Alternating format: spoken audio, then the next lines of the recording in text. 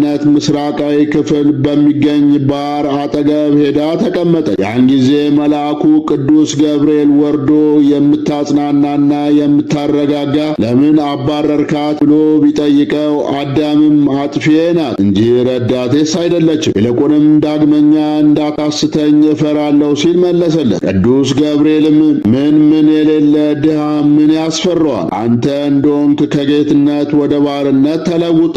አሁንም ከእርሷ በቀር አንዳች የሚበጅ የለም ባለው ጊዜ አዳምም እንዲማ ከሆነ ትምጣ እንጂ ምን ለማድረግ እችላለሁ አለ። ቅዱስ ገብርኤልም እንግዲህ በመጀመሪያ ጊዜ ሴት ወደ ባሏ የምትሄድ አይደለችም፣ ወንድ ወደ ሚስቱ ይሄዳል እንጂ ስላስረዳው አዳም ተነሶ ወደ እርሷ ሄደ። እርሷም ባየችው ጊዜ ወደ እርሱ ቀርባ ሰገደችለትና አንገት ለአንገት ተቃቅፈው እየተላቀሱ ስለገጠማቸው ችግር